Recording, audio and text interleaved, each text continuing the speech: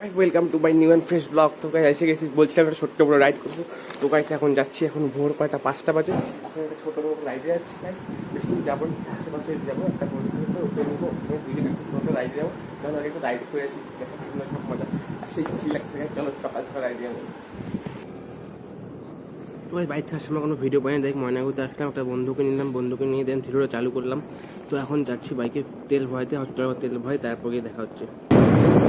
কয়েকজন খোলা আছে, বন্ধ। তো গাইস আমাদের গাড়িতে পেট্রোলের দরকার, কিন্তু বন্ধ। পেট্রোল পাম্প আমাদের বাইকে একদমই চেনে নেই যাই। তো গাইস বাইকে তো একদমই চেনে, ট্রাফিক মোড়ে পেট্রোলটা বন্ধ। তো এখন দুর্গাবাড়িতে যাবো, দুর্গাবাড়িতে পেট্রোলটা খোলা না বন্ধ সেটা দেখবো। যদি এখন দুর্গাবাড়িতেও না পাই, এখন আমাদের আসাম মোড় যেতে লাগবে পেট্রোল ভরাইতে। তো চলো দেখি দুর্গাবাড়িতে গিয়ে। তখন দুর্গাবাড়ি চলছি, দুর্গাবাড়িতে পেট্রোলটা বন্ধ আছে না খোলা, বন্ধ আছে না খোলা আছে, পাবো পাবো পাবো পাবো।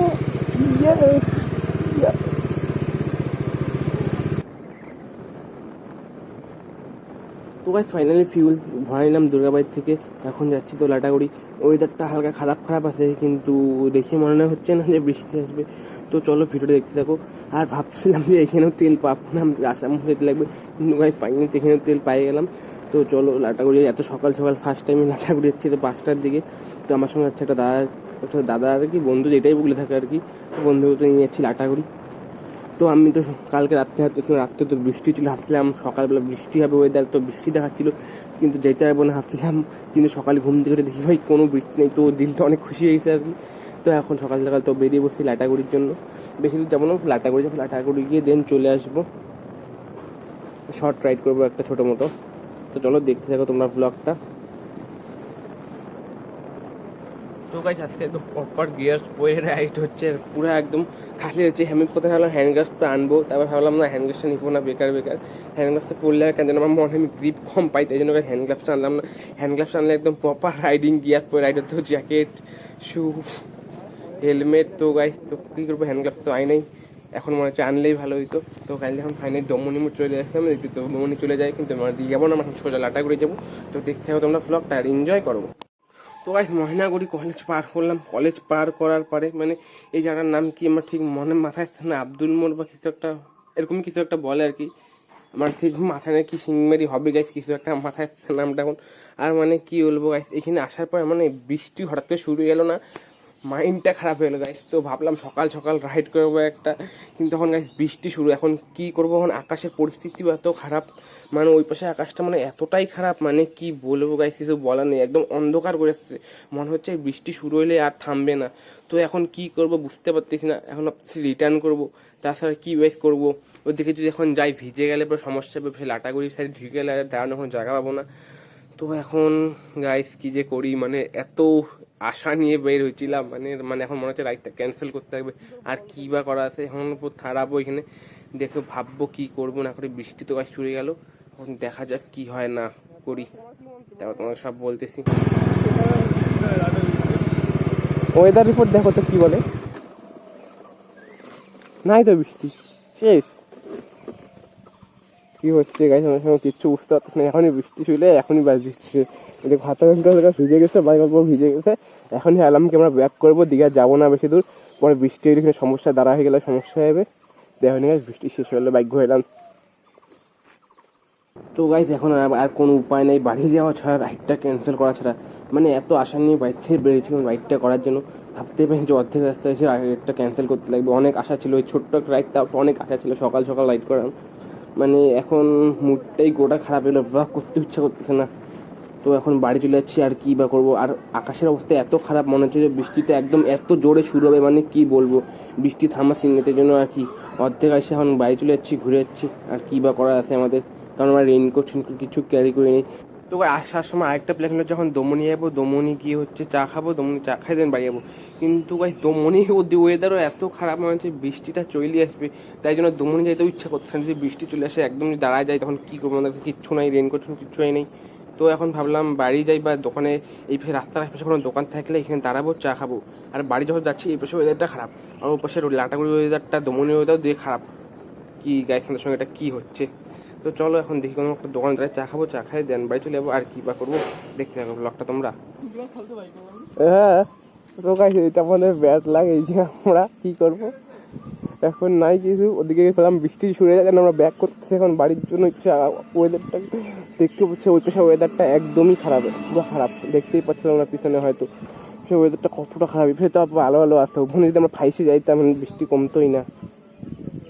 তো এখন আমার পেছনে বেকার চলে আসলাম। কাকু রিয়াকশন কাকু টাকায় ছিল, রিয়াকশন কাকু দিচ্ছে গেলে যদি ফাইসে যাইতাম একবার অবস্থা খারাপ ছিল। তো here is bike guys my ডমি। আর ওই পেছনে ওয়েদারটা একবার চেক করো তোমরা, কি অবস্থা খারাপ হয়েছে। যদি একবার গিয়ে লাঠা করে জঙ্গলে বৃষ্টি শুরু হইতো, ভিজা ছাড়া কোনো উপায় ছিল না আমাদের কাছে, কিছু করার নেই। তো ভাবলাম দমনি যাবো, দমনি ওয়েদার দেখলাম যদি একদম খারাপ। ওয়েদার খারাপ বলতে এই আকাশটাই খারাপ, কি করবো। আর আমাদের লাখ সাত দিচ্ছে না, এতদিন পর বের হইলাম সকাল সকাল ঘোরার জন্য, ঘুম থেকে উঠে তা আরও নতুন রাইডিং জ্যাকেট পরে সাত দিল না লাখ। তো এখানে আশেপাশে আসলাম কলেজের, ময়নাগুড়ি কলেজের আশেপাশে চা খাচ্ছি এখন কিন্তু একটা দোকানে। তো গাই এখন হচ্ছে আমরা চা খাচ্ছি, সকালের চা কিনে এরকম বাজারের পাশে কোথাও একটা চা খাচ্ছি। এখন কি করবো, তো আকাশ দেখি আস্তে আস্তে পরিষ্কার হয়ে গেল, এখন আরো মন চাচ্ছে যাওয়া। এখন দেখা যাক কি করে চাটা খাই, তারপর দেখা যাক। চা খাইতে খাইতে ভাবলাম আমরা যাবো না, তার দিন চা খাওয়াটা শেষ হইলো, দিন দেখলাম আকাশ একদম ক্লিয়ার, আকাশ একদম পরিষ্কার হয়ে গেছে।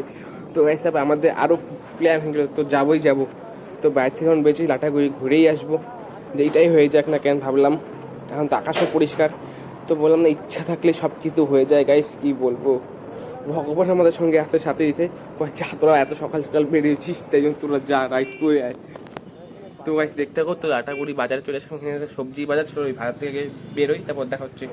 তো গাইস কি হচ্ছে, আমার বাইকের চেন থেকে এত আওয়াজ হচ্ছে না, এই আওয়াজটা মানে ইরিটেট হয়ে যাচ্ছি, মানে এত খারাপ হয়ে গেছে চেনটা আওয়াজটা। চেন চেঞ্জ করতেও পারতেছি না, চেঞ্জ অর্ডার করেছি এখনও আসছে না, দিন আসবে এবার চেঞ্জ করবো। তো ওটা তো পড়ার কথা। ফাইনালি গাইস লাটাগুড়ি চলে আসলাম।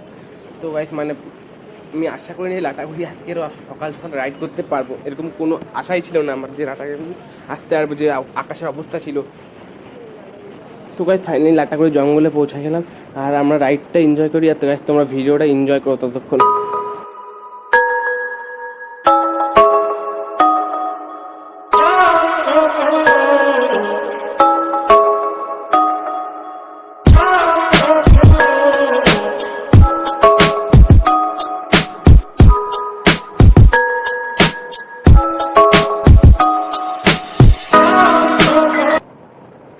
ফাইনালি লাটাগুড়ি মহাকাল মন্দির এখানে চলে আসলাম।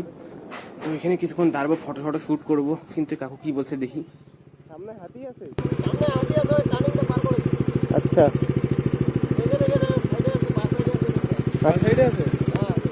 ওকে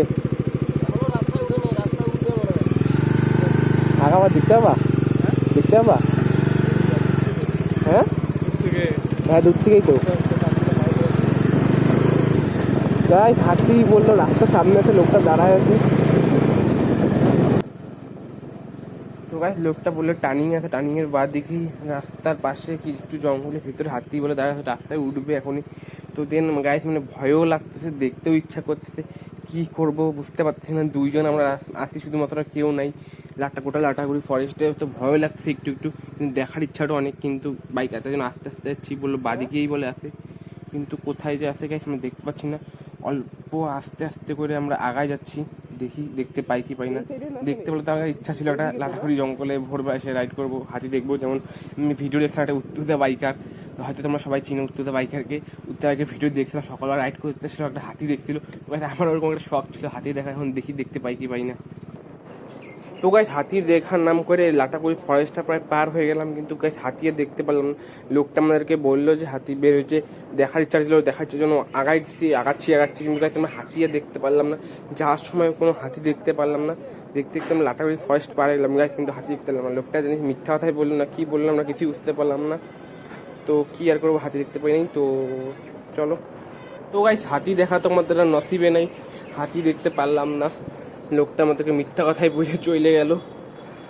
তো এখন লাটাগুড়ি ফরেস্টটা প্রায় পার হয়ে গেলাম, বেশি দূর আর যাবো না, এইটুকুই আমাদের লাস্ট ডেস্টিনেশন ছিল। আমাদের লাস্ট ডেস্টিনেশন মানে আর কি মহাকাল মন্দির ছিল, ওইখান থেকে আর বেশি দূর যাইতাম না, কিন্তু লোকটা বললো হাতি হয়েছে, হাতি দেখার জন্য আমরা একটু আগাইলাম, আগাইতে আগাইতে লাটাগুড়ি ফরেস্টই পার হয়ে গেলাম। তারপর এখানে এসে দাঁড়াইলাম।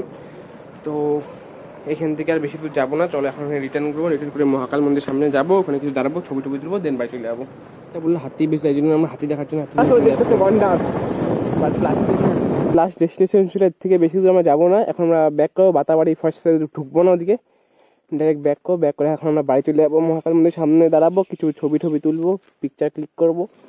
তো চলো, ওখানে দাদাটা বললো হাতি দেখতে যাবো, বাট হাতি তো দেখতেই পারলাম না, মানে হাতি দেখতে পারবো, ভয়ও লাগতেছিলো, অল্প খুশিও লাগতেছিলো, বাট কিছুই হইল না দেখা আমাদের।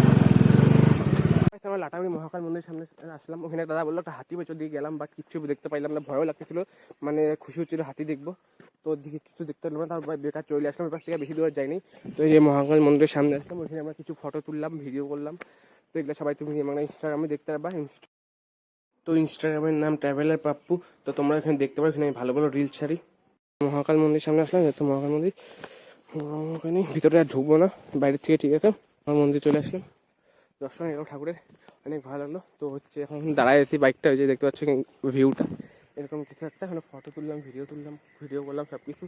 তো এখন বেরো যাবো, বেশিক্ষণ দাঁড়াবো না, যেখানে 8টার মধ্যে দেন বাইরে যাবো, 7:20 বাজে, এখন 8টার মধ্যে দেন বাইরে যাবো, তারপর চলো যা হচ্ছে দেখা হচ্ছে, চলো বাই। তো গাইস এই ব্লগটা হচ্ছে এইটুকুনি। তো ওইখানে মহাকাল মন্দিরের সামনে আমরা দাঁড়ায় কিছুক্ষণ ফটো তুললাম, ভিডিও করলাম।